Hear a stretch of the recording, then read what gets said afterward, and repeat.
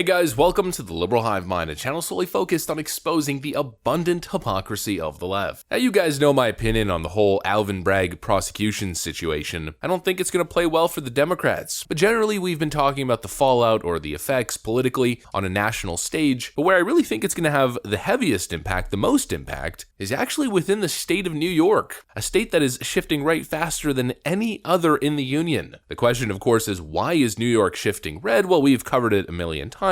The number one issue is crime. Analyzing all the top issues across every single state, there was only one state in the 2022 election that had the issue of crime at the top of their mind, and that state was New York City. And Lee Zeldin did a great job marketing himself as a tough on crime candidate, and it benefited him. Even Eric Adams marketed himself in that way as an ex-police chief, and he won his election in a landslide. New Yorkers are pissed. They're pissed specifically with George Soros' police reform nonsense, far left, what can only be described pro-left policies that have reached the level of clinically insane. Well, friends, the fallout has already begun. As this Fox News focus group suggests, New York residents aren't thrilled with the Trump indictment, aren't thrilled with Alvin Bragg's ridiculous focus at all. Let me show you guys exactly what I mean by that. We got some stuff to get into, so let's roll the tape. Alright folks, so like I've said countless times, but especially recently, the one thing that you never want to do in the world of politics when it comes to demographics, you never want to piss off the mama bears. Well, Alvin Bragg, who is a politician at the end of the day, he was elected and he's clearly acting like a politician more than a prosecutor. Well, politician Alvin Bragg is doing the politically stupid, and he is certainly pissing off mama bears. Take a look at this. And how do you feel? I know you've been on our show before and you lost your son. He was murdered. And here we have Alvin Bragg focusing on President Trump for paying money to some lady that he might have had, a relationship with. Well, they picked up a new slogan. No one is above the law. If no one is above the law, then I don't understand how Alvin Bragg could dismiss murder and gang assault indictments against two of the people involved in the murder of my son. Because it seems to me that murderers are above the law in New York City. So all of this, no one is above the law, nonsense is just that. It's nonsense. We see it every single day. In the black and brown communities, every day, all day. Everyone is above the law. They're not even making it to the DA's office. The cases are not even being prosecuted, period. All right? They're being released from the precincts with a desk appearance ticket to a referral to a community-based organization that has shown no measurable outcomes of effectiveness of what they're doing with our millions and billions of tax dollars. We see crime rising out of control every single day. And Alvin Bragg is doing absolutely zero, all right? They depending on data, all right? Anything over 0% of collateral damage is too many. And you voted for Trump in 2020. Absolutely. Will you vote for him? I will vote for him again. I am a proud black conservative. Okay. It's what we've been saying, the focus, priorities. It's a big issue plaguing the Biden administration as well. American citizens have all kinds of issues, yet the Biden administration is focused on everything except for people's top priorities and issues. As we covered throughout the 2022 midterms, Democrats focused almost solely on abortion, but abortion didn't even crack the top 5 in most polls when it came to top midterm issues. In New York City, the number one issue is crime. What's Alvin Bragg doing? Downgrading serious, violent felonies to misdemeanors and letting criminals off the hook. And this New York mama didn't beat around the bush, didn't tiptoe around the subject. If no one is above the law, then I don't understand how Alvin Bragg could dismiss murder and gang assault indictments against two of the people involved in the murder of my son. It's exactly what I've been saying. It's a slap in the face to every New York resident. Alvin Bragg is making a political decision here, a political calculation. I believe it's a miscalculation. He's playing to the woke, far-left, hyper-partisan, frankly, vengeful Manhattan Democrat and ignoring everybody else. And of course, we know that he's he's a Manhattan DA, so,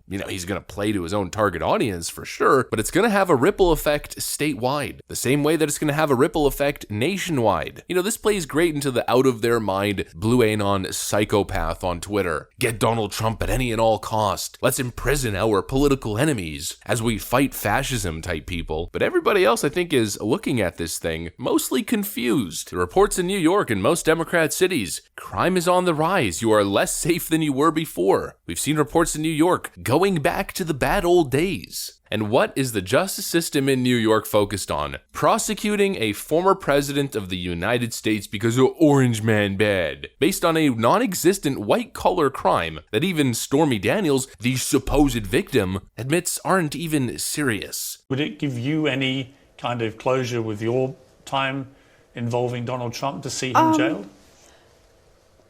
Specific to my case, I don't think that his crimes against me are worthy of incarceration.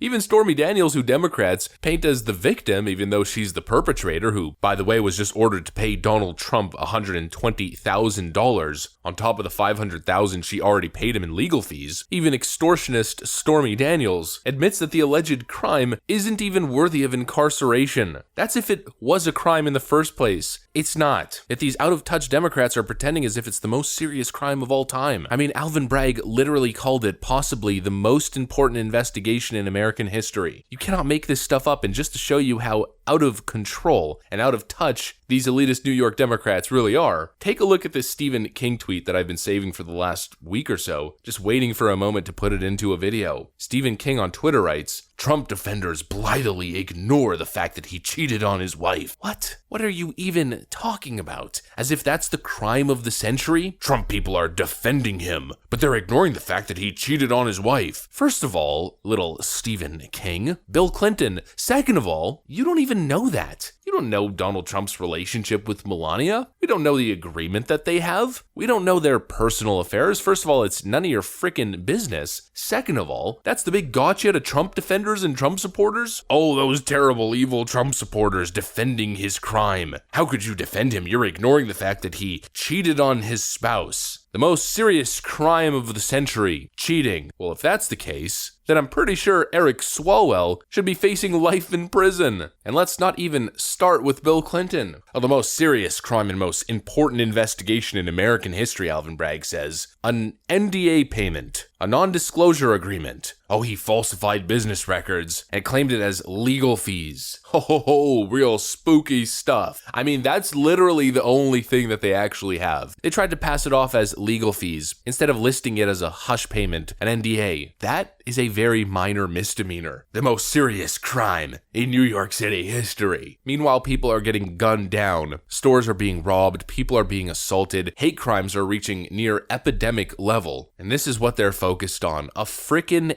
NDA, a supposed affair, which, by the way, we actually don't even know if there even was an affair, or if there was any actual intimacy between the two individuals, or I guess the three individuals, as people are now mentioning the Karen McDougal situation, the playmate that Donald Trump allegedly also had an affair with and paid hush money to. This is the crime of a century. It's a slap in the face to anybody paying attention, and it's an extra hard slap in the face to New Yorkers who want safe streets, who want to be able to merely exist and walk down streets without the threat of randomly being assaulted or mugged. The mama bear sentiment that we saw earlier is something that's growing at an exponential rate. Manhattan is doing Manhattan things. Manhattan is basically the real life embodiment of the Twitter sphere. But the rest of New York State is the real world, and eventually I think common sense will prevail. I think the backlash will be swift and quite surprising to Democrats who I think are severely underestimating the potential of a cultural pendulum swing. But we'll have to see exactly where this sentiment goes. That's what I got for you guys. Hopefully you enjoyed this video. If you did, make sure to leave a like and possibly subscribe to the channel. Thanks for watching, folks, and I'll see you on the next one.